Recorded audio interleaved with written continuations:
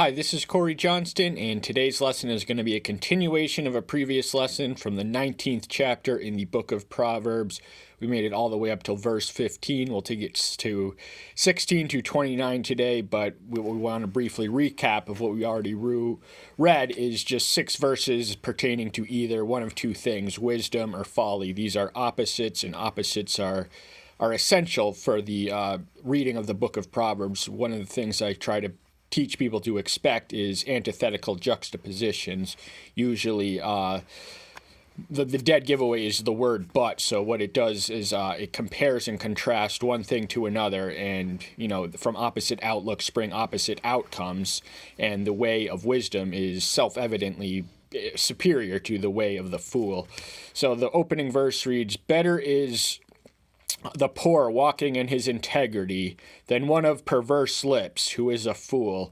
So perversity of lips, that means profane, vulgar language, just, nothing polite, nothing fit for civilization or polite company.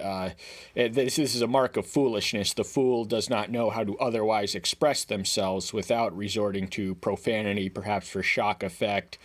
They don't know how to do that any other way, so they resort to that, and that is the mark and measure of a fool. So one of the ways we can tell a person's intellectual merits is by what they speak. This is perhaps an oversimplification, because a lot of the most well-spoken people are not necessarily the most intelligent and vice versa, but there is a lot of hints and revelations in the language that others speak to us and that we speak to others. Also, desire without knowledge is not good, and he who hurries with his feet sins.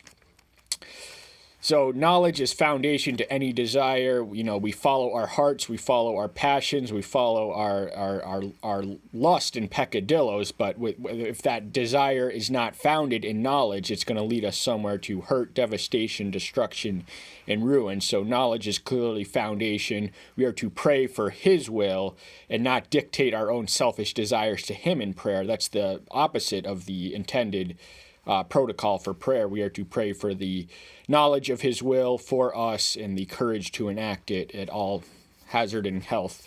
The foolishness of a man perverts his way, and his heart is wroth against Yahweh. So the link is once more established between perversion, and foolishness. So there's not necessarily limited. Perversion is not limited to talk alone. You can be perverted in the heart, which means that and the heart is often reflected by the mouth. What the words we speak come from the meditations of our heart. But we limit our definite, the most common definitional association with pervert is of the sexual variety, but perversion is in fact a broader, more all-encompassing word than sexual proclivities or peccadillos or anything else.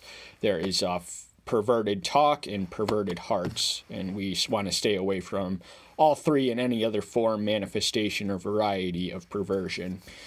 3 more. Verse 10, "Luxury is not fitting for a fool, much less for a servant to rule over a prince." So what Solomon is saying, because he lived in luxury, but he was not foolish. He had his priorities in order. He knew that what would a fool do with luxury? He would just wallow in waste and bask in his own foolishness and do nothing productive with that luxury. He would spend it in idle labor for idle pursuits and just selfish desires and all that. So luxury shouldn't be inherited. It should be earned. But he was born a king and all that. "A man's discretion makes him patient, and his adorning is to pass over a transgression." So discretion is related to intelligence. That's why I included it here, is more specifically the quality that gives you the timing. It gives you the when to say something and when not to say it, and or when to perform a certain action or when not to do it. That is discretion, and is a healthy discrimination. And one of the qualities of having this is that we will be patient, because a lot of times we have to swallow our tongues and not make our knowledge known when it's not most appropriate or effective to make it known. So this requires patience. And one of the marks of discretion is we genuinely enjoy to forgive others. It is not a hardship or a burden. We do not ask for thanks to be gratitude, to be that we forgave someone, because we're just happy in ourselves to be forgiving people, because to be forgiving is to be forgiven. Matthew 6:12 and 14:15. A foolish son is a calamity to his father, and the contentions of a wife are a continual dripping. Now, the latter pertains to a wife. There are irritating husbands too, but Solomon is writing from a male perspective, so an annoying, nagging wife is comparable to a drip that comes from the ceiling to the floor that is nonstop. It's one of those tiresome, nagging things where you can't really get to the root of it, and you can only go so far. But a foolish son is a shame and an embarrassment, and it reflects poorly on the father who raised him.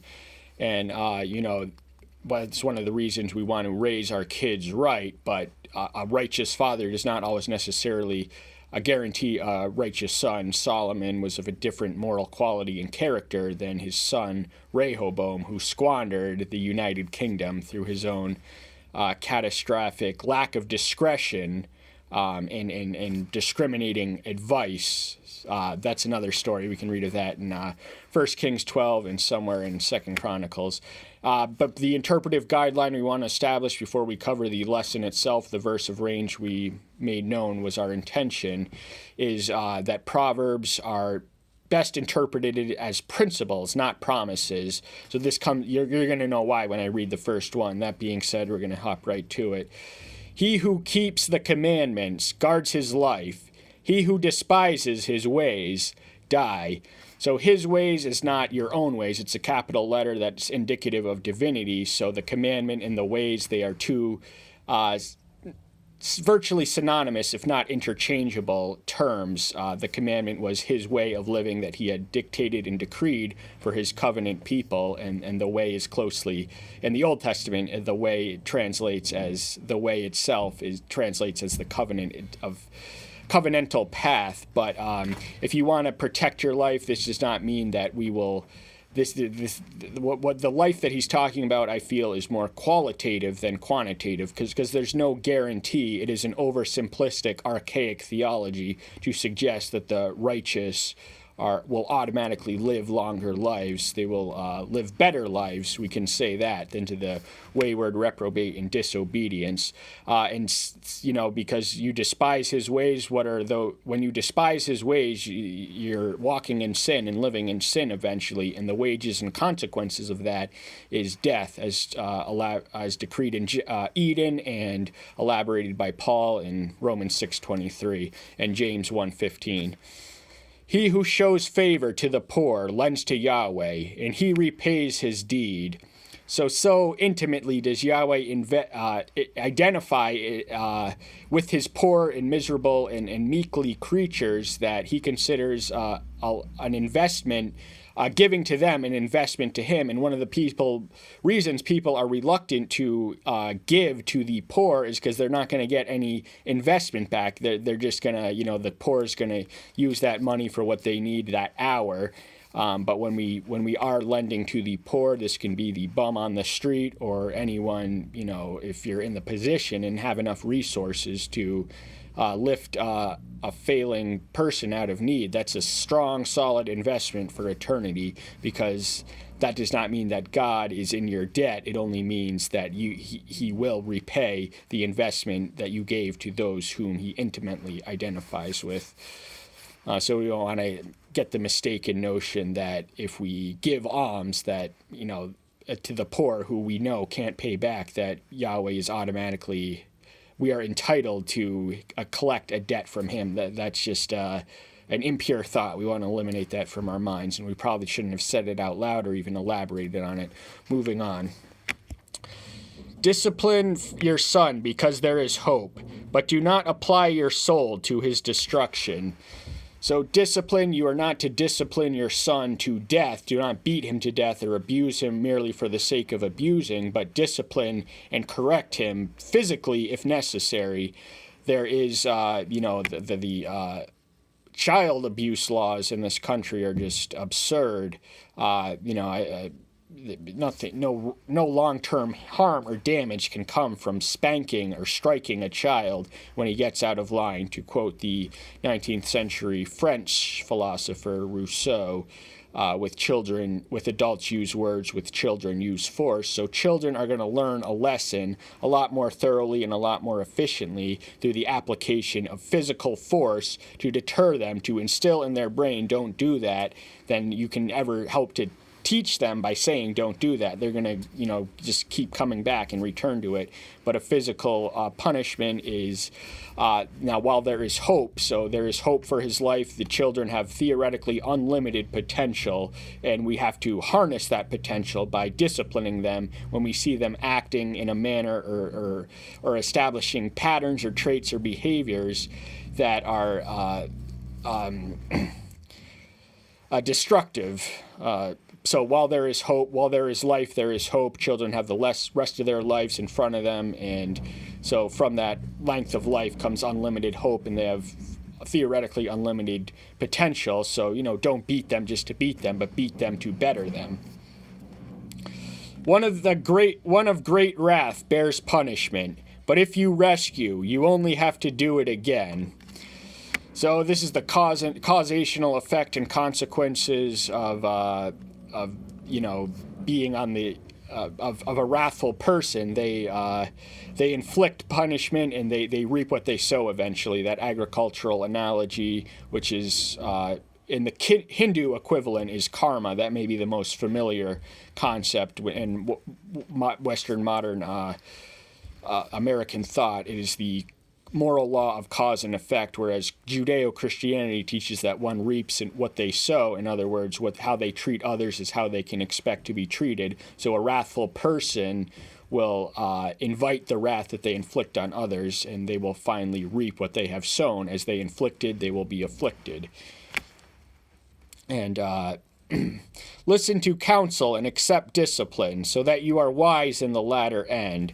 So listening to counsel, this is advice from knowledgeable elders, people who can bless and benefit us by the value of their own lessons learned from their experiences in life. They have much to teach us, and a man without a counselor, no man is too wise to be bereft of the use of counselors. Solomon, especially as a king, he had advisors to tell him what to do. So one of the things he prayed for in his wisdom was not for people to do the work for him. He did not praise for wise men to guide and govern his country while he wallowed in luxury, but for the wisdom to lead the people himself. But he was still reliant on advisors, and so too are we. And discipline, one of the marks of the fool is they reject and despise and avoid discipline, whereas we who are wise embrace it for its educational and remedial value. And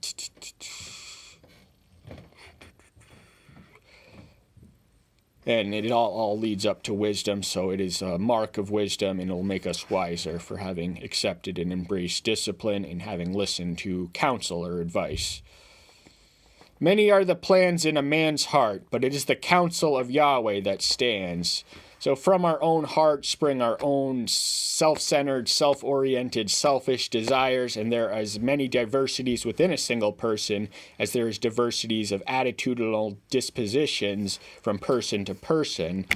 So the human heart as a guide is effectively worthless as a moral navigator. In the prophet Jeremiah's diagnosis, it is what? Deceitful and desperately wicked and incomprehensible. Who can understand his ways? The one who can understand the human heart is the one who wired it together, and that one is Yahweh, whose counsel is more than merely human counsel, but it is a stable bedrock because it springs from the eternal. It connects one to the eternal, and it is as eternal as the one from whence it comes. So the passions and whims and fancies of a man's heart come and go throughout the course of his life. The counsel and wisdom of the omniscient one, that's the attribute of infinite or unlimited wisdom stands and abides forever. What is desirable in a man is his kindness, and a poor man is better than a liar. So this connects us to the first half of the first verse. Better is the poor walking in integrity. So a poor person who has integrity would not be a liar, and that's one of the defense mechanisms that an impoverished stance can reduce those who are in that situation. They have the temptation to lie because it's just more of a survival mechanism, and they actually recommended read, I forget the author's name, so I'm not even going to go there.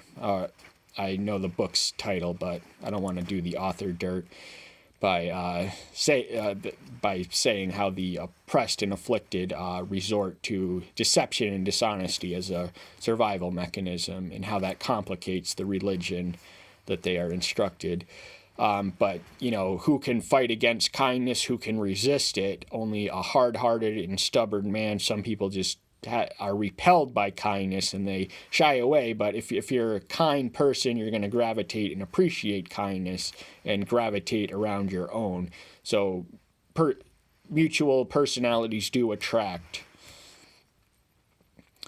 The fear of Yahweh leads to life, and he remains satisfied. He is not visited by evil.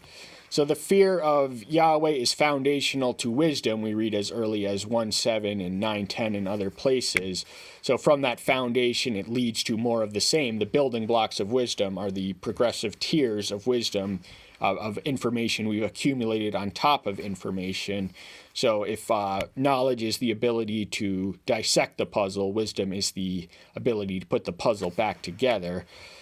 But here it is also foundational to life, not only quality life, abundant life on earth, but eternal life in heaven. And it leads there. That is where fear, so no wrong can come from fearing Yahweh. And will be, he is sufficient to satisfy our every need and provision.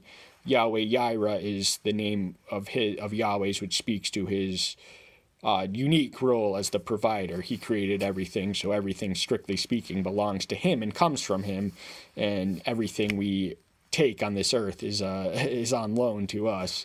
But the fear of Yahweh will not be visited by evil, and he who is not visited by evil will have no cause to fear. So the fear of Yahweh is the fear which eliminates and expels all other fears.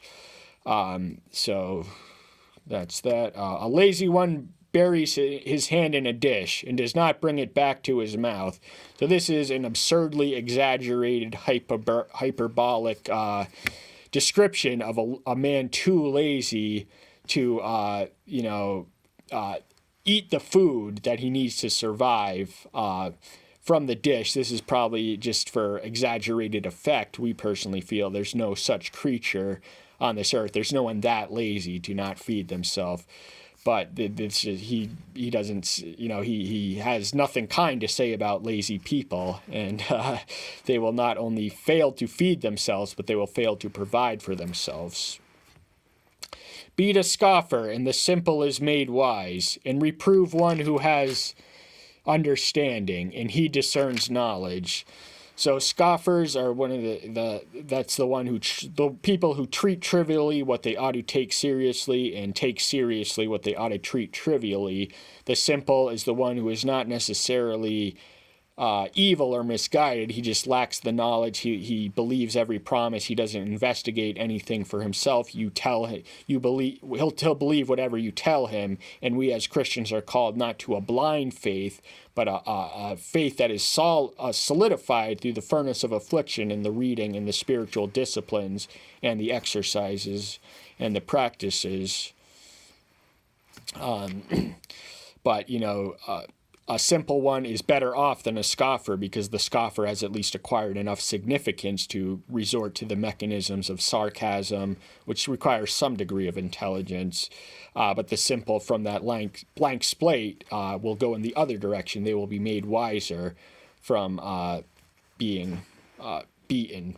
And reprove one who has understanding, that will lead to greater knowledge of him.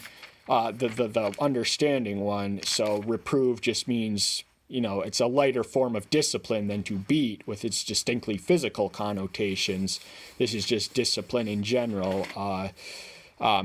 Correct him, constructive criticism, but it will add to his understanding. So one of the things I personally try to look for in personal criticisms is to take nothing personal, but just check it out, see if they have anything constructive to say, because the natural man's ego gets wrapped up in the insult that one says, but sometimes there is in fact something constructive and enlightening and beneficial in their personal vendetta or attack in us. He who plunders a father chases away his mother, is a son causing shame and bringing reproach. So the young were commanded from a very early age to respect thy parents. This was the 5th Decalogue. And once they matured, they were entrusted to take care of their parents when they got sick or old. So this is the opposite of a son in the covenant community, the ideal or even average son. This is it takes a rare breed of scumbag. I really wish I had a better word, but to steal from your own father, and this has the causational effect of leading your mother away from you, and by connection the family. You're just bringing shame and embarrassment and reproach and diminishing the name that they gave you. So your sin, it never just affects you. You literally contaminate the people all around you. Cease, my son, to hear discipline. You will stray from the words of knowledge. So if we do not repeatedly read this book every day, but we are content and satisfied to rest on the number of Bible verses we've read already, then we will not we will become lazy and then we won't be prepared when the world, the flesh, and the devil comes at us. We won't have the resources or equipment or training or the discipline. So it is a disciplined path. A discipline is to be practiced repeatedly. And as disciples, the word is perhaps etymologically connected to discipline. So the path of the disciple is a 365-day-a-year gig, 24/7, all the way through. So he who is idle is companion to a great destroyer. So what I applied this to was the practice of one of the marks of maturity is the ability to self-discipline. And I personally find a lot of self-discipline from this book, which really strokes my ego and brings me down and tells me where I need to go and what I'm doing wrong and what I should be doing. If I don't have that continual filling, then I'm going to stray from the path that I am determined to live a life on. A witness of Baal scorns justice, and the mouth of the wicked devours wickedness. So Baal, by Solomon's writing, this would have been perhaps a worshiper of Baal, who is a distinct deity of the one of the adjacent neighboring civilizations to the Promised Land. But by the New Testament time, this term came to mean Satan. So Baal was one manifestation of Satan. Satan is the author of all evil and all destruction. So all idolatry, you are essentially worshiping Satan because you are creating a god in your own confused mind, in your own image. And from that flawed, inferior moral model to emulate your life upon, you will scorn justice and have no concern. So the moral qualities of the God we choose to worship will impact our own moral qualities. So we need to choose the one who is the embodiment of conceivable embodiment, beyond conceivable embodiment of moral perfection. This Baal was just a fire deity who had a wrath that needed to be appeased. So he wasn't really a gentle, benevolent deity. And so too were his followers wicked, because that's the one they worshipped. And more broadly speaking, they were worshiping Satan, who is not limited to any form. and never limits himself to a single puppet. But the mouth of the wicked will devour on wickedness. The mouth, the attitude determines the action. So people who are wicked in attitude will repeat and return to wicked actions, and they will devour it. They will consume it before it consumes them eventually and inevitably. Judgments are in store for scoffers, and beatings for the backs of fools. So this implicit threat closes the chapter we'll be covering today, and I think that could be, it could be an incentive to take seriously everything we've just read and everything we're about to read, because the cycle repeats tomorrow. We have to be reading this book every single day of the week and of the year and of the month. But the scoffer may escape judgment. A few criminals get away. They die without having ever been convicted or served time for the crime they committed. But even if you do escape punishment on earth, there is one awaiting you in hell if you are living in sin.